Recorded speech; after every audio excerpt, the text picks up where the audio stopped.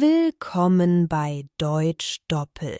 Heute sprechen wir darüber, warum das Wochenende immer zu kurz ist. Hast du auch dieses Gefühl? Abonniere uns und aktiviere die Glocke, um nichts zu verpassen. Freitagabend. Endlich. Das ist immer ein ganz besonderes Gefühl, oder? Die Arbeitswoche ist vorbei und man hat das ganze Wochenende vor sich. Ja, das stimmt. Freitagabend fühlt sich oft an wie der Anfang von etwas Neuem. Man kann seine Sorgen von der Arbeit vergessen und einfach entspannen. Genau, manche Menschen freuen sich darauf, einfach nichts zu tun. Andere planen etwas Schönes wie einen Filmabend oder ein Treffen mit Freunden. Ja, und es ist auch die Zeit, in der man sich frei fühlt, weil man nicht an den nächsten Arbeitstag denken muss. Das gibt einem das Gefühl von Freiheit. Interessant ist auch, dass viele Menschen am Freitagabend länger aufbleiben. Sie genießen die Zeit, weil sie am nächsten Tag nicht früh aufstehen müssen. Richtig, es ist die perfekte Gelegenheit, um alles zu machen, wozu man unter der Woche keine Zeit hatte. Vielleicht ein neues Hobby ausprobieren oder ein Buch lesen. Und das Beste daran ist, dass man nicht unter Zeitdruck steht. Man kann sich einfach die Zeit nehmen, die man braucht. Ja, und das Wochenende gibt einem die Chance, sich zu erholen und neue Energie zu tanken. Freitagabend ist der Start dafür. Manche Menschen nutzen den Freitagabend auch, um ihre Woche zu reflektieren und Pläne für das Wochenende zu machen.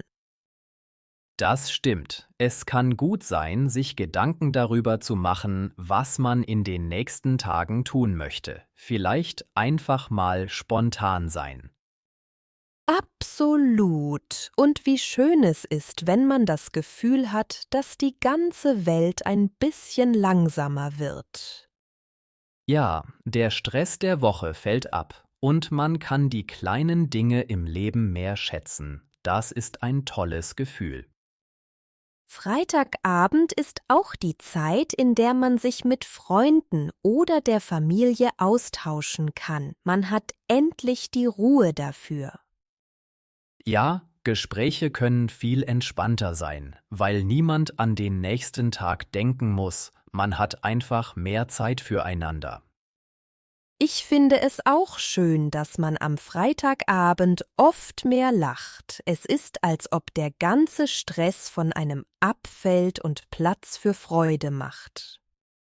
Genau. Und diese positive Energie kann das ganze Wochenende beeinflussen. Man startet einfach mit einem guten Gefühl.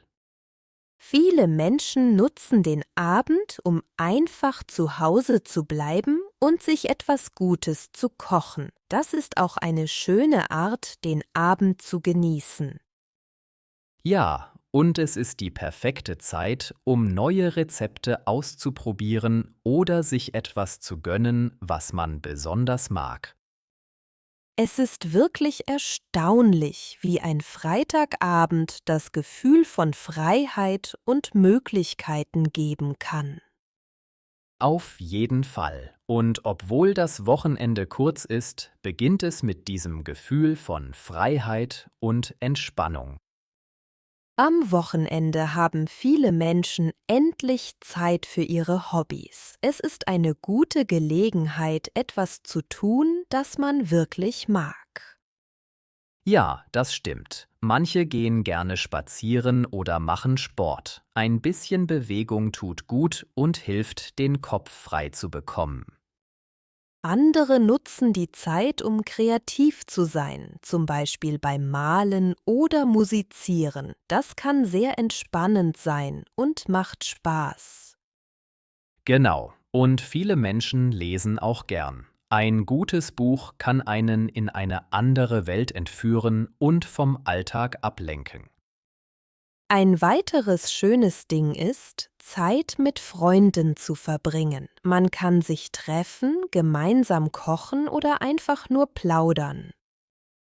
Ja, soziale Kontakte sind wichtig. Am Wochenende hat man oft mehr Zeit, um sich um seine Freundschaften zu kümmern.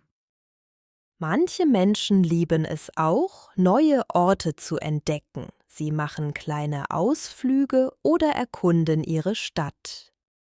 Das finde ich auch spannend. Es gibt immer etwas Neues zu sehen oder zu lernen, egal ob in der Natur oder in der Stadt. Und wer es lieber ruhig mag, genießt vielleicht ein gemütliches Frühstück im Bett oder einen langen Kaffee am Morgen. Das klingt wunderbar. Man hat keine Eile und kann den Tag langsam beginnen, ohne Stress und Hektik. Viele Menschen nutzen das Wochenende auch, um Dinge zu erledigen, die unter der Woche liegen geblieben sind. Putzen, einkaufen oder Wäsche waschen. Ja, das muss auch sein. Aber es ist wichtig, genug Zeit für sich selbst zu haben und nicht nur Pflichten zu erfüllen. Absolut. Und es kann auch Spaß machen, wenn man diese Aufgaben mit Musik oder einem Hörbuch verbindet. Stimmt, man kann aus fast allem eine angenehme Tätigkeit machen, wenn man die richtige Einstellung hat. Ein weiterer Punkt ist, dass manche Leute gerne ins Kino gehen oder einen Filmabend zu Hause machen. Das ist eine tolle Möglichkeit zu entspannen. Ja, Filme können sehr unterhaltsam sein und sind eine schöne Möglichkeit, Zeit mit der Familie oder Freunden zu verbringen. Und es gibt auch diejenigen, die gerne kochen und neue Rezepte ausprobieren. Das kann sehr kreativ sein und die Sinne anregen. Kochen kann wirklich Spaß machen und am Ende hat man eine leckere Mahlzeit, die man genießen kann. Manche Menschen nutzen das Wochenende auch, um sich um ihren Garten oder ihre Pflanzen zu kümmern. Das ist eine beruhigende Tätigkeit. Ja, die Natur kann sehr entspannend sein. Es ist schön, etwas mit den eigenen Händen zu schaffen und wachsen zu sehen. Insgesamt bietet das Wochenende viele Möglichkeiten. Es ist wichtig, die Zeit zu nutzen, um das zu tun, was einem Freude macht. Ja, und obwohl das Wochenende oft kurz erscheint, kann man es mit schönen Dingen füllen, die einem Energie und Freude geben. Was macht ihr am liebsten am Wochenende, um euch zu entspannen oder Spaß zu haben? Am Sonntag wird vielen Menschen bewusst, dass das Wochenende bald vorbei ist. Der Tag hat eine ganz besondere Stimmung. Ja, das stimmt. Manchmal fühlt sich der Sonntag ein wenig wie ein Countdown an, weil man weiß, dass der Montag naht. Viele Menschen nutzen den Sonntag, um sich auf die kommende Woche vorzubereiten. Das kann helfen, den Stress zu reduzieren. Genau, manche planen ihre Woche oder bereiten ihre Mahlzeiten vor. Das gibt ein Gefühl von Kontrolle und Ruhe. Aber der Sonntag kann auch ein Tag der Entspannung sein. Manche Menschen genießen es, einfach nichts zu tun und sich zu erholen. Ja, ein gemütlicher Sonntag kann Wunder wirken. Ein Spaziergang oder ein Buch lesen kann sehr erfrischend sein. Manche Leute nutzen den Sonntagabend, um einen Film oder eine Serie zu schauen. Das ist eine schöne Möglichkeit, den Tag ausklingen zu lassen. Stimmt, das kann sehr entspannend sein. Es gibt viele, die den Sonntag als einen Tag der Ruhe und des Genusses betrachten.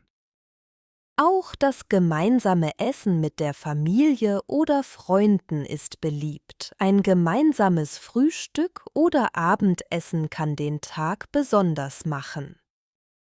Ja, das ist eine schöne Tradition. Man kann den Sonntag nutzen, um die Beziehungen zu pflegen und Zeit mit lieben Menschen zu verbringen. Viele Menschen schätzen auch einen ruhigen Morgen mit einem ausgiebigen Frühstück. Keine Eile, einfach den Moment genießen. Das ist ein guter Start in den Tag. Man kann die Ruhe genießen und sich mental auf die neue Woche einstellen. Es gibt auch Leute, die den Sonntag nutzen, um etwas Neues zu lernen oder auszuprobieren. Das hält den Geist wach und aktiv. Absolut. Neue Hobbys oder Projekte können den Sonntag besonders spannend machen und für Abwechslung sorgen. Trotz der Ruhe kann der Sonntag manchmal Druck erzeugen, weil man das Gefühl hat, die Zeit nutzen zu müssen. Ja, das Gefühl kenne ich. Es ist wichtig, den Sonntag bewusst zu erleben und nicht zu viel Druck auf sich selbst auszuüben. Manche Menschen empfinden den Sonntagabend als melancholisch, weil der Montag nah ist und die Arbeitswoche beginnt. Das ist verständlich, aber vielleicht hilft es, sich auf die positiven Aspekte der Woche zu konzentrieren und nicht nur an die Pflichten zu denken. Das kann helfen. Man könnte den Sonntagabend auch nutzen, um sich auf etwas zu freuen, das in der Woche passiert. Ja, ein kleines Highlight kann die Stimmung heben und den Übergang in die neue Woche erleichtern. Der Sonntag ist also ein Tag voller Möglichkeiten, trotz der kurzen Dauer des Wochenendes. Genau. Und es ist wichtig, die Zeit so zu gestalten, dass man sich wohlfühlt und Energie tanken kann. Wie verbringst du deinen Sonntag am liebsten, um dich auf die neue Woche vorzubereiten oder einfach zu entspannen? Nachdem wir über den Sonntag gesprochen haben, können wir jetzt überlegen, wie das ganze Wochenende perfekt gestaltet werden kann, um sich richtig zu erholen. Ja, das klingt gut. Ein perfektes Wochenende beginnt oft mit einem freien Samstagmorgen. Keine Arbeit, kein Stress, einfach ausschlafen und den Tag langsam starten. Ausschlafen ist ein guter Anfang. Manchmal hilft es auch, den Tag mit einem gemütlichen Frühstück zu beginnen, vielleicht mit frischem Brot und Kaffee. Absolut, das gibt Energie für den Tag. Danach könnte man Aktivitäten planen, die Freude machen, wie ein Spaziergang oder ein Besuch im Park. Ja, Bewegung an der frischen Luft tut gut und hilft, den Kopf frei zu bekommen. Manche Menschen gehen auch gerne joggen oder machen Yoga. Bewegung ist wichtig, aber das Wochenende sollte auch Platz für Entspannung haben. Sich einfach mal hinzusetzen und ein Buch zu lesen, kann sehr erholsam sein. Das stimmt, ein gutes Buch oder Musik hören kann den Geist entspannen. Manche Menschen nutzen die Zeit auch, um kreativ zu sein, wie malen oder musizieren. Kreative Tätigkeiten können sehr befreiend sein. Sie helfen, den Alltag zu vergessen und einfach im Moment zu sein. Genau. Und dann gibt es natürlich das soziale Element.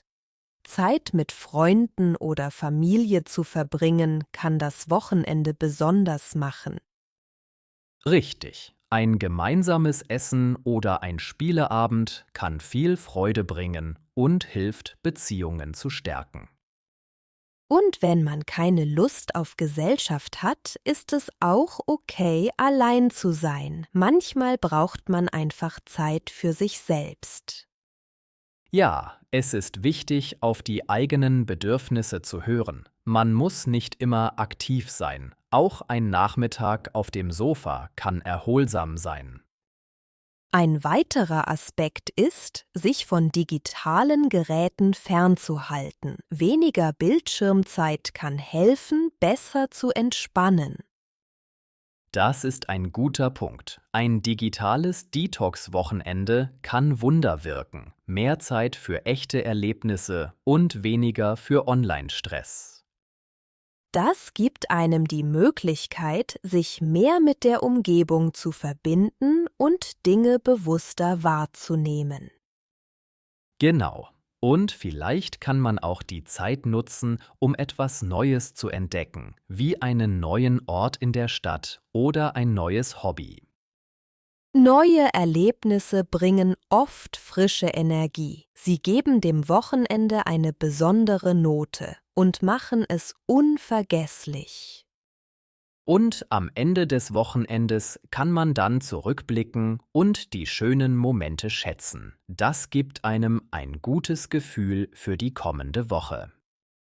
Ja, das perfekte Wochenende ist eine Mischung aus Ruhe, Aktivität und sozialen Kontakten. Jeder kann es nach seinen eigenen Bedürfnissen gestalten.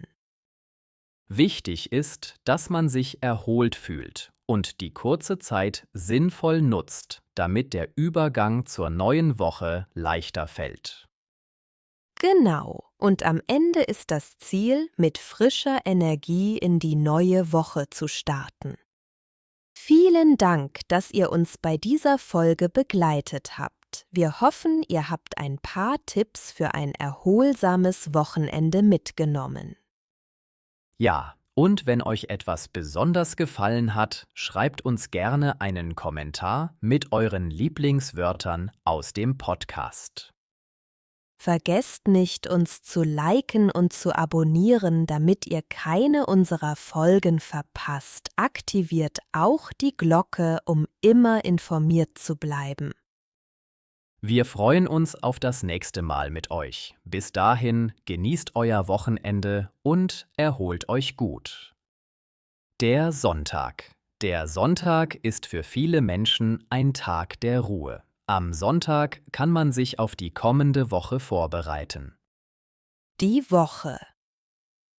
Viele Menschen planen ihre Woche schon am Sonntag. Eine gut geplante Woche kann Stress reduzieren. Der Spaziergang. Ein Spaziergang am Sonntag kann sehr erfrischend sein. Viele Menschen genießen einen Spaziergang in der Natur. Das Frühstück. Ein ausgiebiges Frühstück kann den Sonntag besonders machen. Manche Menschen schätzen ein gemütliches Frühstück ohne Eile. Die Bewegung. Bewegung an der frischen Luft tut gut. Joggen oder Yoga sind beliebte Formen der Bewegung.